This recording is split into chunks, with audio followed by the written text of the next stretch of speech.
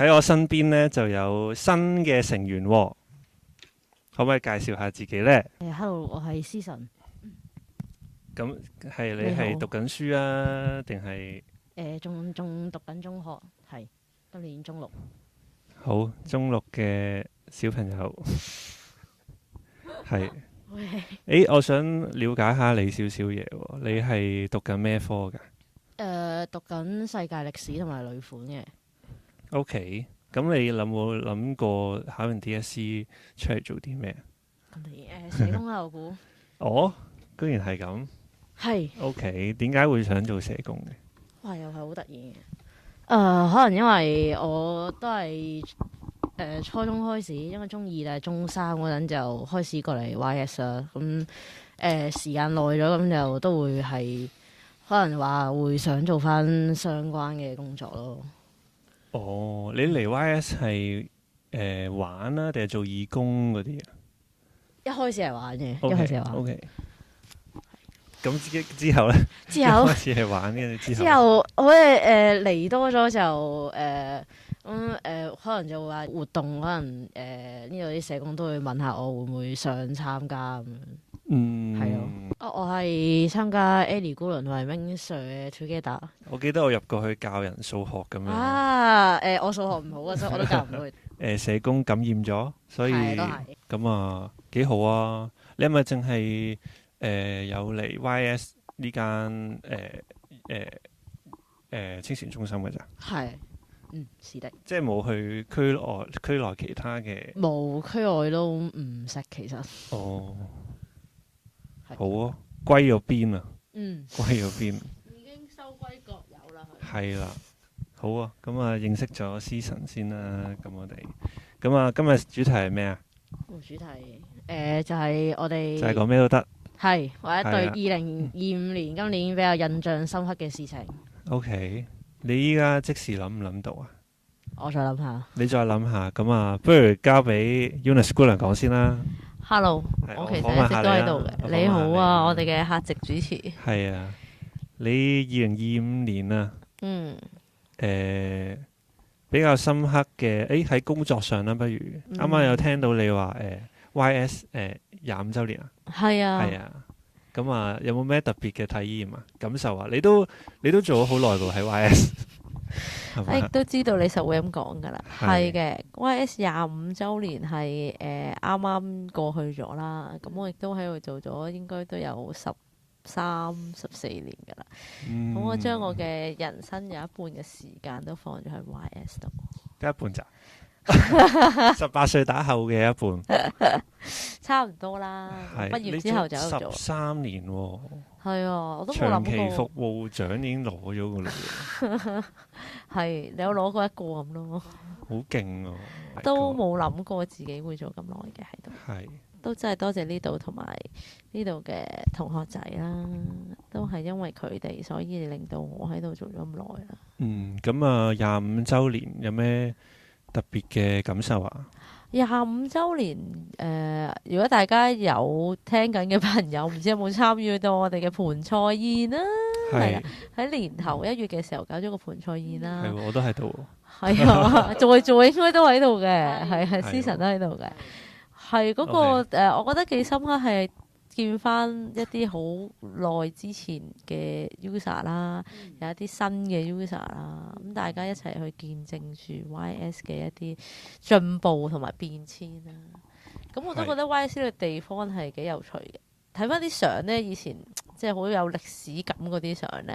YS 未裝修之前呢，係冇而家咁現代化嘅。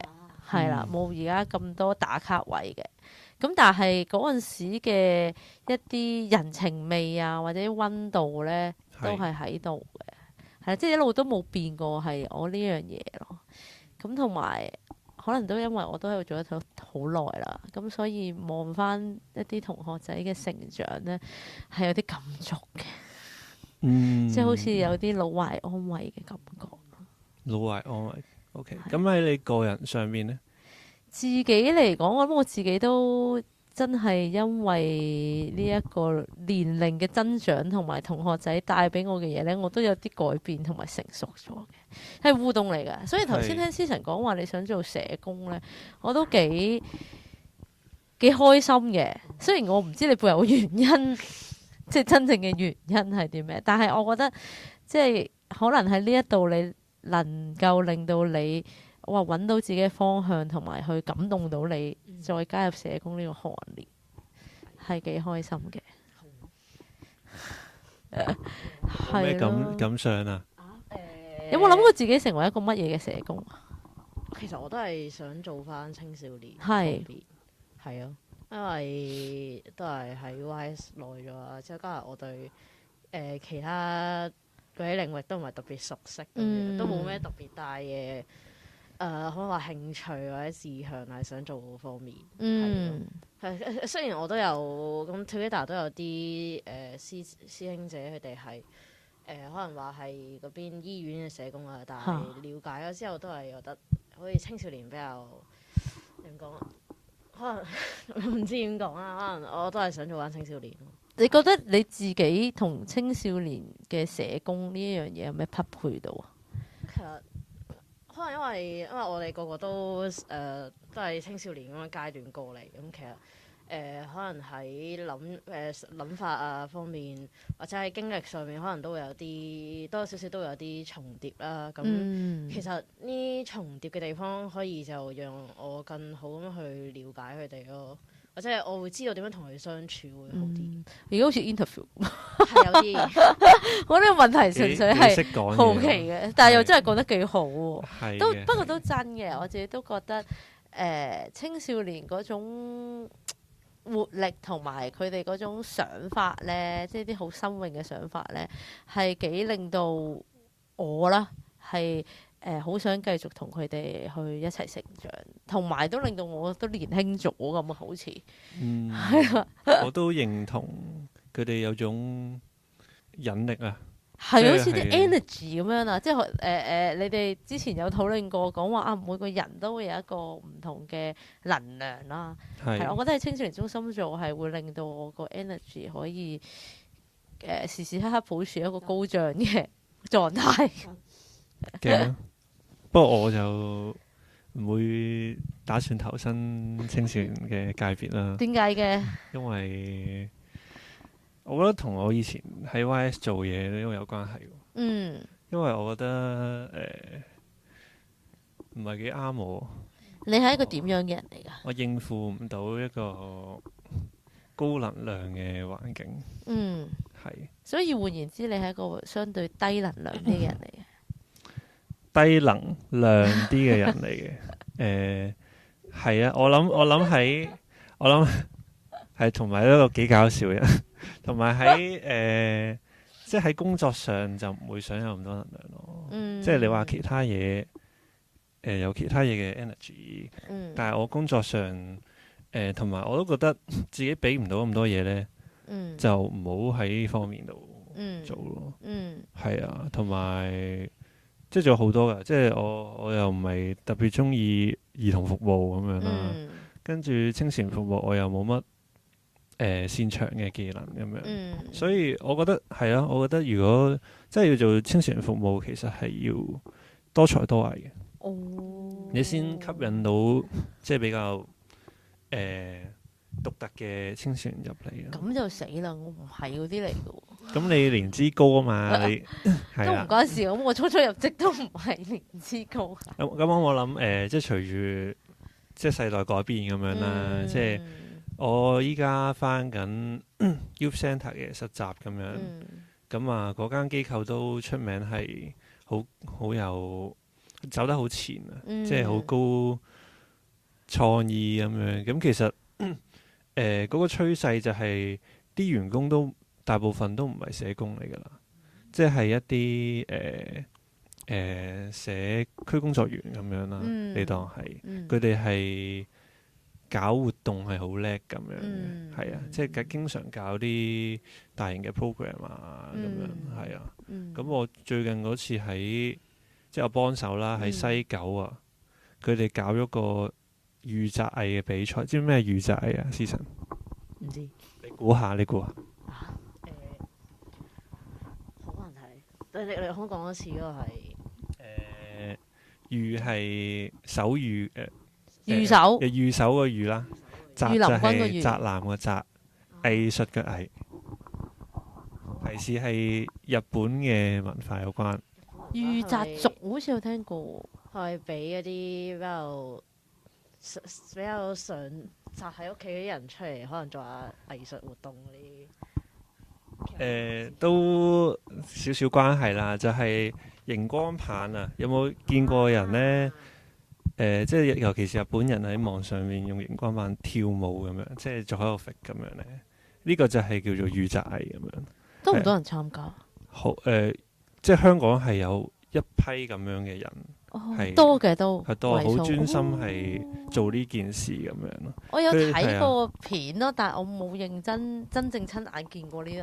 係啊，咁個活動仲請咗個日本，跟住佢哋叫做打師啊，係咪叫打藝師咁樣？即係嗰個玩御宅藝嗰個人就叫做打師咁樣。哦，咁佢請咗個喺日本好出名嘅打師過嚟做評判同埋交流咁樣咯。哇！係啊，跟住好多嚟參賽或者嚟玩嘅人就話佢係我偶像嚟㗎咁樣咯。哦，係啊，勁中意佢咁。So what does 係啊，呢咁啊，我覺得即係依家青少年係特別多唔同嘅興趣啊。咁所以你本身都要你對本身都要接觸啦，同埋你都要有嗰種 vibe 喺度咯。係啊，跟住嗰個日本人嚟到咧，跟住我哋有同事係識日文嘅，咁啊招待佢咁樣。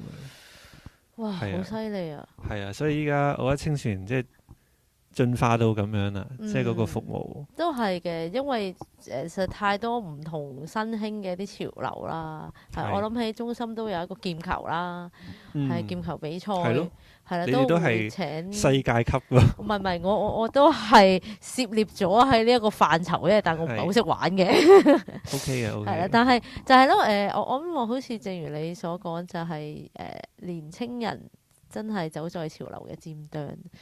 係啊，真係喺個尖度咧，我哋有陣時要同佢哋去溝通或者提供服務，都真係要懂得佢哋個 vibe 同埋佢哋玩緊啲乜嘢。呢個都係呢個挑戰嚟嘅，都相信係。我又問下思晨，你有咩興趣啊？即係你作為一個青少年。嚇其實我冇咩興趣喎，應該比較傳統啲咯，畫畫、聽歌咁樣。畫畫係咩類型嘅畫？油畫、電子都係電子繪畫嘅。即係你平時係會喺屋企無聊就會係啊，會無聊喺屋企畫畫，之後或者同啲 friend 一齊畫咁樣咯。都幾好啊，因為畫畫本身就比較單人活動啲嘅，咁但係你同班 friend 喺樓下之後分享下自己畫，日都有社交嘅，係咯。OK。又唔使太多 energy，但係又唔會話零社交咁樣。OK。如果中心要有一個同電子繪畫有關嘅活動，你希望係搞一個乜嘢嘅活動？即係我作為一個準社工都想了解下。其實我又冇，因為我覺得如果係大型活動嗰陣會勁多人啦，但係咁我覺得又唔係有啲同學去畫畫都又唔係代表佢係內向，有啲都外向。咁我覺得，但係最好就可能大家一齊完成一個畫作啦。因為我之前試過嘅，之後即係上次有個局長過嚟之後，together畫咗幅畫，之後或者係咯，都係大家分享下自己啲畫作啊，交流下技術啊咁樣，咁都可以。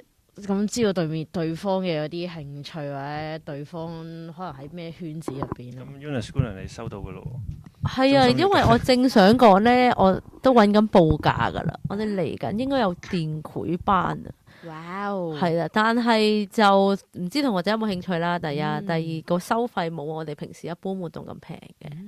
係啦，即係真係可能興趣班嘅形式咁樣咯。係，我發現原來都幾多人對電繪係有興趣嘅。係，因為而家大家應該都人人都有 iPad 啦，大部分或者手機都可以嘅。咁但係又咁睇多個動漫啊，或者嗰啲電影啊嗰啲，應該都多多少少會，可能我得閒就會想畫下畫咁樣，想試下畫出嚟，係因為表達下自己嗰啲情緒咁。嗯，有個興趣班可以俾佢哋學識點畫，其實都好嘅。但係呢個係學啦，係即係一個學習班咁樣啦，呢度。係咁如果撇除學習班啊，有冇啲乜嘢嘅活動同電繪有關，又或者其實同電繪冇關，你想搞嘅？其實冇喎，我自己好似真係冇咩活動，我都係比較中意自己一個人畫畫。如果話係活動班咁樣就會，即係有間房俾大家自己去畫畫咁樣。哇咁又不錯。哦，啊都幾好。係啊，即係你係想要空間，係咯，係，但係你屋企畫唔好咩？即係點解要喺中心特我覺登？得如果係係終身舉行呢個活動嘅話，應該都係想俾大家有多啲社交，或者係想去同其他人認識下。咁你可以喺屋企畫噶嘛，咁你畫完可能帶過嚟大家 share 咯。哦，即係分一個享下自己嘅呢個交流藝術見解或者自己嘅嗰研討會啲係研討會咯。咁每個人 OK 因為每個人風格都唔同啊嘛，幾好喎。咁你可以交流下，可能就係你個風格我好似幾中意，咁我學到新嘢咯。嗯，同埋如果係一個 group 咁樣一齊畫嘅話，咁一定會有啲人係勁過你，一定有啲人會找你噶嘛。咁如果係找你嘅，你咪可以教佢點畫咯。或者係如果你發現自己有啲位唔係好識嘅，你都可以請教人哋。係啊，其實都幾好。我覺得係一個小總結就係、即係依家青少年係有好多嘢玩，係。但係我諗中心俾到佢哋係一個平台， Yes。就係gather一班咁嘅人，即係可能個作用同我唔知 Facebook 群組差唔多咁樣，但係warm 啲咯，我覺得 warm 啲咯，即係如果有社工啊幫手同你哋一齊交流下咁樣，其實都係。係咯，因為例如話，其實有啲同學去，有啲朋友比較可能比較內向啲嘅，咁但係我覺得青少年嘅好處就係大家會可能因為一啲好古靈精怪一啲活動啊，或者一啲興趣愛好啊，就突然間會玩得特別開啊，即係咁啊！比如話我之前參加 Breakout 嗰陣，其實大家都識咗半年，其實都唔係好熟，但係到後尾係個活動開始咗之後，大家喺隔離。跳舞室嗰度可能坐咗1個鐘左右啦，之後大家突然開始揼枕頭，之後嗰晚過咗之後，大家嘅關係突然間又 close 咗好多，所以其實係我覺得青少年中心算係俾一個平台咯，即係認識更多嘅朋友。咁啊 Unischool 係向中心呢個發展方向嘅咯。我覺得做青少年有趣嘅地方就係除咗有好多唔同好新潮嘅嘢之外，其實係你會見到每一個年代嘅青少年其實都有啲共同嘅需要嘅。我諗識朋友係其中一樣啦，係啦。點樣喺呢一個同朋友建立關係嘅時候，又了解多啲自己，了解多啲個社會，令到揾到自己嘅方向。同埋有陣時聽翻，好似頭先聽你喺度回望翻之前發生嘅事呢，我諗如果冇嚟到玩，其實就冇咗呢啲經歷。冇咗呢啲經歷咧，你個人就好似其實又冇乜嘢嘅，好平平淡淡過咗咯。但係當你有咗呢啲經歷嘅時候，你對自己又好似了解多咗，同埋又好似人生又精彩啲咁樣。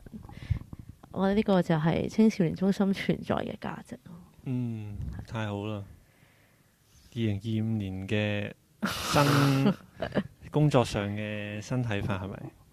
咁你呢？你頭先講到話你唔做青少年中心啦，係即係覺得自己都冇咁大嘅 energy 去處理啦。係啦，咁以你嘅性格或者以你嘅狀態啦，你覺得你會想做啲咩啊？因為你就嚟畢業噶嘞噃。我本身係想做長者服務嘅，嗯，係因為我上個 placement 係去 NEC 啊，係同埋即係鄰舍長者中心。係嗯，咁啊，我嗰個 feel 都我自己揀啦，即係揀 elderly 咁樣。咁啊，我覺得我中意同長者互動多過同青少年互動，係。原因係我個人覺得即係有個隔閡喺度呢，個相處會舒服好多。即係好似我依家同思辰，我同你唔識噶嘛，唔熟噶嘛，即係未來都可能冇乜交流噶嘛。嗯但係我覺得咁樣已經係好好嘅狀態，嗯，係啊，即係好似有個同埋傾偈屏障係會舒服啲。都係，同埋長者都幾搞笑，幾得意。同你一樣，會突然間爆啲嘢出嚟，好笑。係㗎，係啊，係咯。咁啊，再加上即係有啲現實考量啦，長者都係大趨勢啊嘛。係啊。咁啊，不過即係今年可能有啲新嘅體會。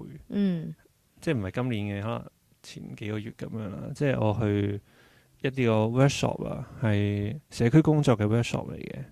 咁啊，其實我都了解咗咧，即係有關社區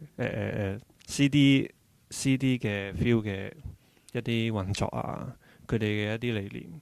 其實我覺得如果即係作為社工，其實係即係我覺得自己最會想追求呢啲咯，即係嗰種社區工作嗰個滿足感、回饋感係最大嘅，同埋真係最有意義。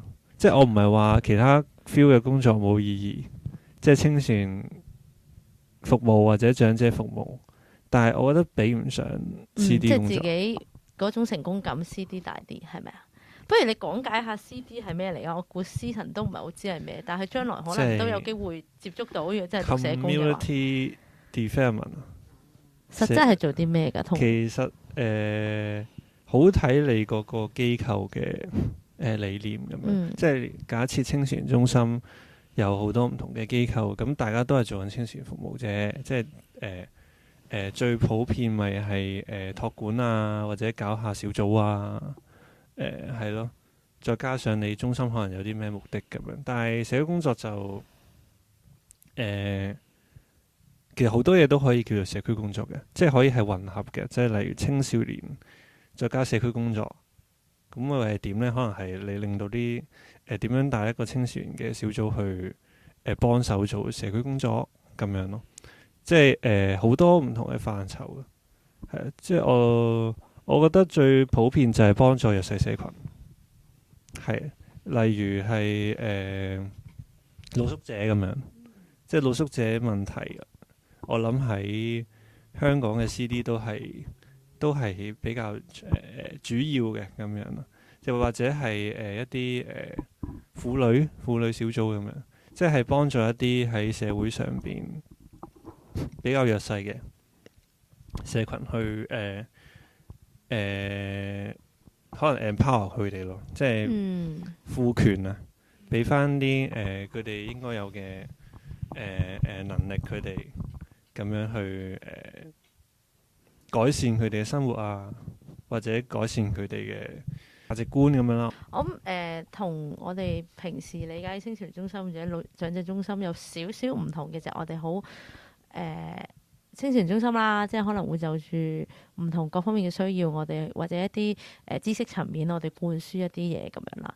咁而社區工作可能有少少唔同嘅咧，就係頭先 Henry 講到嘅賦權，即係充權啊，係啦 empowerment。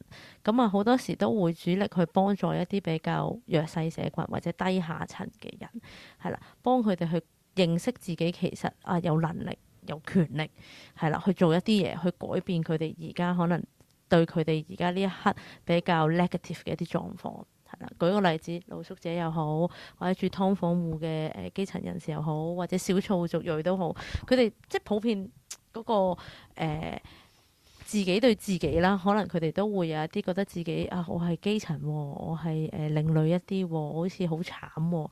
咁但係其實會唔會有一啲嘢佢哋可以做到甚或乎，我哋可以提供一個空間俾佢哋去做到而向上流嘅咧，由下而上嘅咧，有啲咁樣。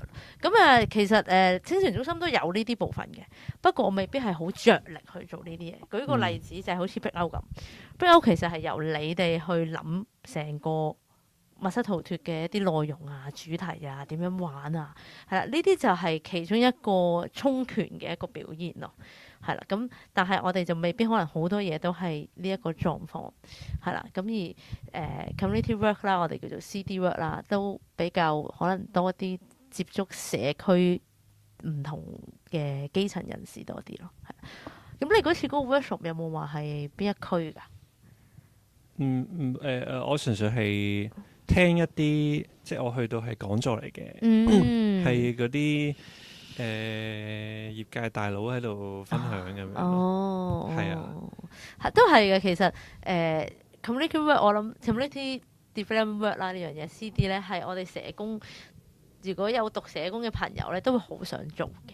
係啦，咁但係可能隨住香港嘅不同嘅發展啦，係啦，呢一個 CD work 咧都冇以前咁明顯或者咁同我哋當初認識嘅 CD work 咁匹配啦，係啦，開始慢慢有啲轉型或者係咯唔同咗咁樣咯。係，我本身都係咁諗嘅，即係我本身覺得香港呢個環境 CD work 已經係即係沒落㗎咯喎，係啊，但係即係佢哋 present 啲嘢又改變咗我睇法，因為本身覺得CD work empowerment 好難喎，即係講緊好高層面嗰啲啦，即係例如係遊行啊，或者係一啲請願啊，你即係我讀書係咁讀書學呢啲㗎嘛，點樣居民大會啊，點樣喺更呢啲高嘅層次去幫助需要發聲嘅人咧，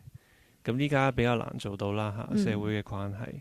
但係佢哋即係有另一種嘅方法咯。比較創新啲，可唔可以分享下？我都想了解下。我都唔係好記得啦，即係我分享唔到。但係我話應該咁講，即係唔單止係呢啲先做到 CD 工作咯。仲有冇啲咩啊？落地啲嘅行動都得嘅，即係好簡單，你去同街坊傾偈咁，了解過程係啊，你提升佢個人嗰個心理嗰個健康啊咁樣，係啊，即係係咯，你同佢哋傾下偈，跟住了解下需要，唔一定要去到咁高嘅層次，但係你都可以有方法幫到佢哋咯。呢個 exactly 就係頭先講咯，就算你喺邊一個 field，even 我哋中心咁都做緊呢樣嘢，係啦。咁正思神就係其中一個受惠者啊，係啦，之前俾我哋 empower 咗嘅一員。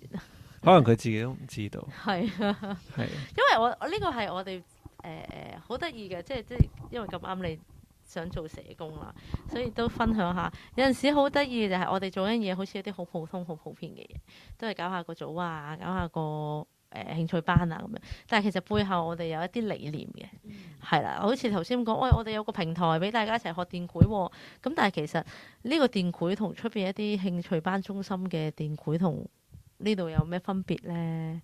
個分別就係在於我哋都會喺背後我哋同 user 之間嘅交流又好，或者我哋喺成個設計活動設計啦，之後嘅 follow up 都好啦，都好想去 empower 我哋嘅學生，係啦，可以去相信自己嘅價值，或者揾到自己嘅價值啦，之餘揾到自己將來自己條路，係啦。咁呢個都係頭先講 CD 其中一個 empowerment 嘅方法。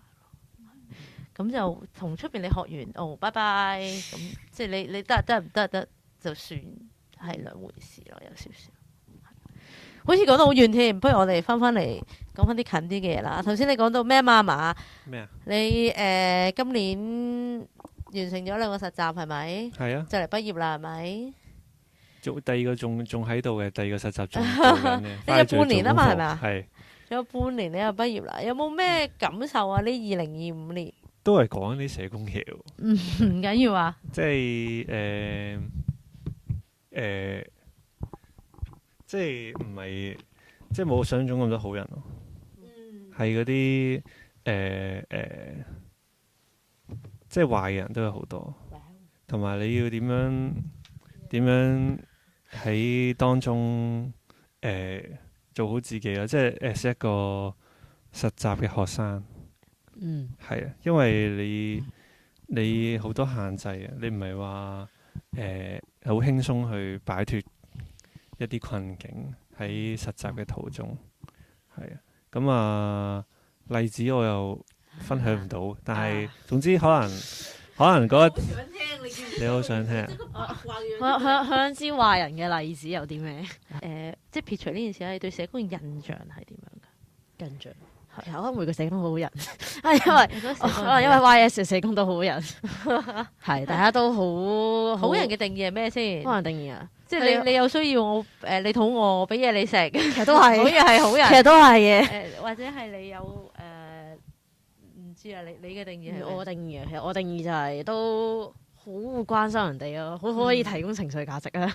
然後同埋都點講會體諒咯，我覺得最重要係體諒。即係有時候你可能有啲嘢你可能唔係好講得出口，或者係有啲感覺唔係好講得出口，咁佢哋都會尊重你，真係唔會話逼住你話要講咁樣。係啊，係。咁你期望自己係一個點樣嘅社工？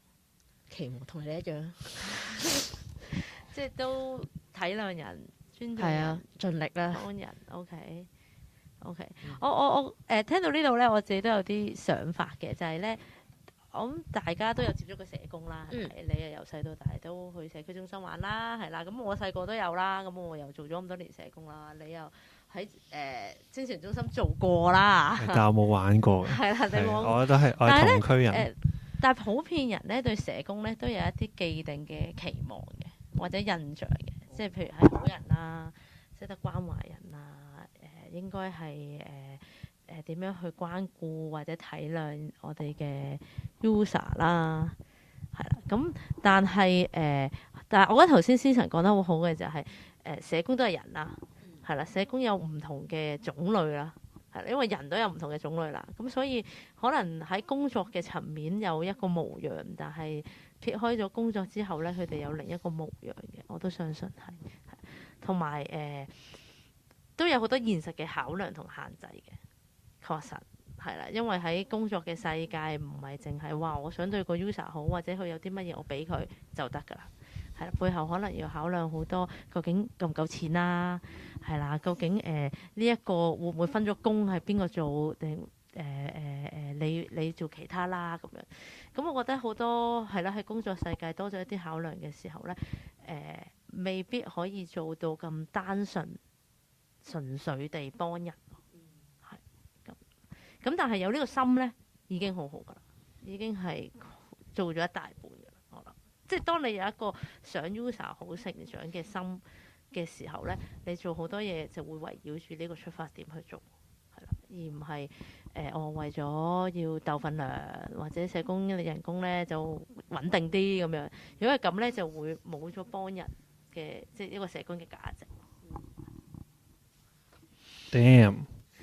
就係咁咯。有冇令你嗰個社工路向前進咗啊？思晨有嘅，即係會知道多咗，可能每個唔同社工可能都係唔同嘅，即係點講？可能有不同嘅一面咯。係啊，呢個都真。即係譬如可能最簡單，社工究竟可唔可以紋身咧？係啦，或者社工可唔可以食煙咧？即係翻返去好似學校老師咁，學校老師究竟可唔可以講粗口咧？唔好咯，最好就係啦。呢度又好似我哋既定咗一啲職業嘅一啲印象咁。係啦，但係其實佢哋都係嚟自唔同 background 嘅人嚟㗎啫。係啦，我覺得社工講到底嘅都係一份工作啫，又唔會話係代表晒你成個人。可能你喺工作嘅嗰方面，你會係點，但係你私下可能就會第二個人。又或者佢就算做咗呢一樣嘢，係咪就係代表佢唔能夠完成到做到社工嘅一啲價值或者工作咧？係啦，呢個我覺得都值得大家去思考下嘅。係啦，冇既定答案嘅，不過係值得一個深思嘅問題。即係將來你喺出年我唔知啊，你出年呢個時間可能讀緊書噶咯喎，可能就冇咁 part time 噶咯喎，係啦。咁究竟你係咪做緊一啲符合到大眾期望嘅職業嘅 background 咧？又好難講嘅。好啊，不如你又分享下今年2025啊，你有冇啲乜嘢深刻嘅嘢想分享啊？深刻嘢，我覺得學校嗰度係唔好講。不過作為一個就嚟下年就要 DSE 嘅學生，就印象啊，我覺得今年係特別忙咯，就係嗯因為因為下半年比較忙啲，我上半年仲喺度中五，所以冇咁忙。即係9月開始。唔係係7月開始，因為我7 7月開始開始仲補緊課啦，咁就係忙啲嘅啦。係，但係我覺得係啊，我就個人接受到還好嘅，我覺得最重要都係心態咯。嗯，係，你嘅心態係點㗎？我其實我係比較睇得開嗰啲，我係覺得考唔考到大學都唔緊要，嗯因為其實你有好多途徑可以去做好你想做嘅嘢喎。書入邊都有講話學不可以已，咁你成世人都學習緊，咁你而家失手啫，咁又唔會次次都失手嘅，係咯，即係有一日應該都會做到嘅。如果做唔到，咪換一換咯，有冇話特別大所謂？覺得好好啊！我哋應該係出去啲活動咧，直頭將你頭先嗰番説話錄音啊，照過就可以啦。最重要都係嗰句，如果因為如果睇開咗，咁你就唔好俾自己太大壓力啦。之後你就會，然後你就會好神奇咁發現自己做下就突然間原來我已經做咗咁多嘢啦。哇！因為其實我都係即係就係1個2日就1月份啦，即係我先發現哇，原來我開學到而家已經做咗咁多份 paper 啦，係完全冇留意到咯。我就係覺得 hea 下就咁就即係發現哇，我嘅成績已經高咗2個 level 咯，哇！即係默咁行，唔好諗太多，其實係反而你再回望翻，係有一啲成就感喺度。同埋嗰個，我覺得中六嘅同學應該都比較擔心自己學業成績啦，咁可能係會話唔得啊，我仲爭1個 level 啊，點搞啊？可能就會做好多卷咁樣。但係咁我學校比較嚴啲啊，咁可能如果佢哋學校都係咁嘅話，其實你會發現，就算你喺屋企係唔温書，其實或者間唔中温下，其實會好過你每日都温緊咯。因為你嗰個每個人嗰個承受嗰個壓力嗰個程度係唔一樣，就係咯。所以學校有陣時咁樣督促你哋都有好處嘅。其實係你會係咁喺屋企鬧學校，你會喺屋企係咁鬧學校話點解每日翻學都要做卷咁樣？但係問題係咁你翻屋企咪唔使做咯，做少啲咯可能。因為我都係一個翻到屋企唔温書嘅同學。但係我又想問下你屋企人，即係支唔支持你呢啲諗法㗎？一開始唔支持，不過後尾我學校社工同佢傾多咗，咁佢哋都冇計。我已經同佢講咗話，我成績就係咁㗎，你逼我都高唔到㗎啦。咁佢哋又睇開咗。係咁對佢哋嘅唔支持嗰陣時嘅你有啲咩感覺啊？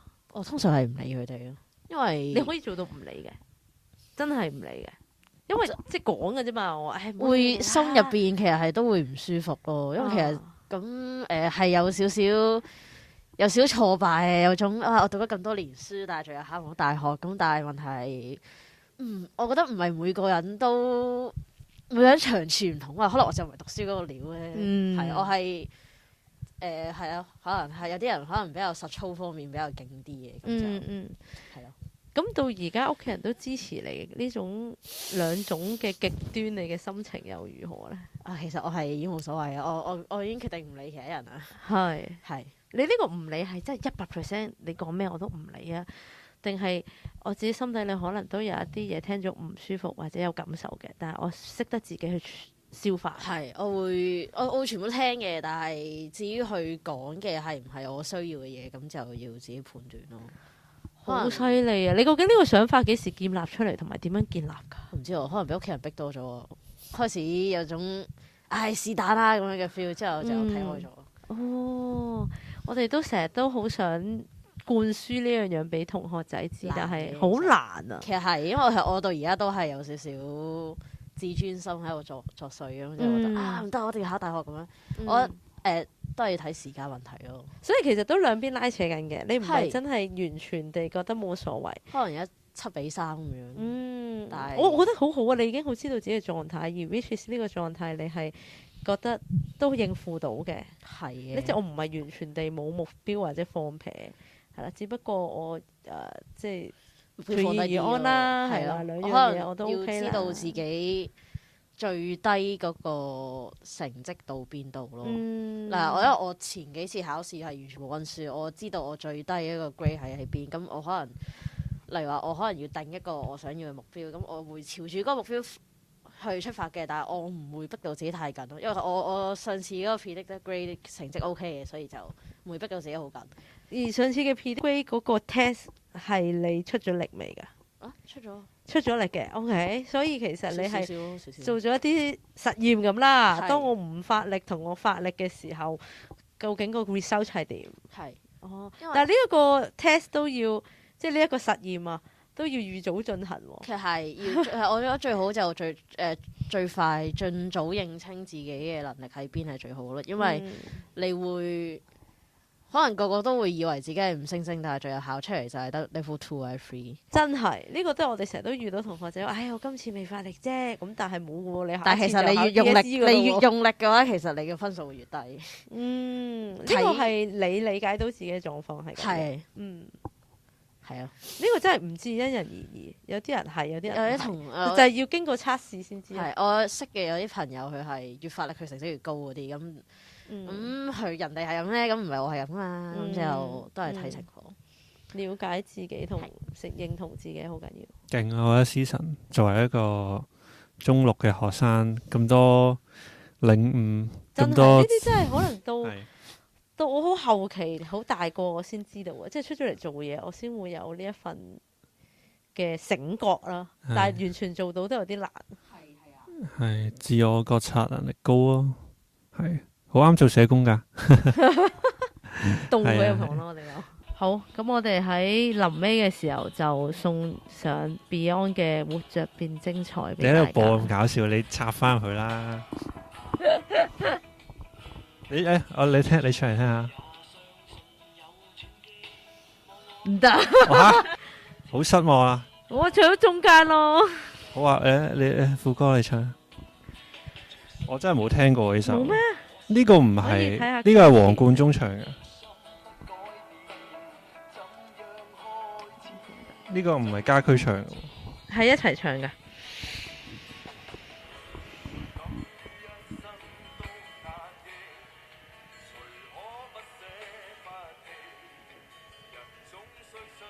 信自己，人總需依靠自己。話過我活着變精彩。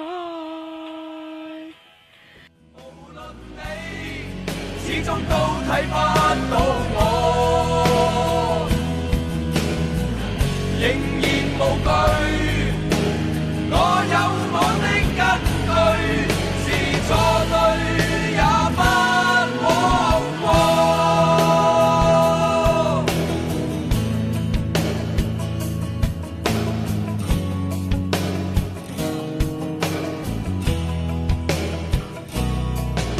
隨時間經過我身邊，赤子的心不改變，怎樣開始，怎樣終止？誰敢於一生都壓抑？誰可不捨不棄？人總需相信自己，人總需依靠自己。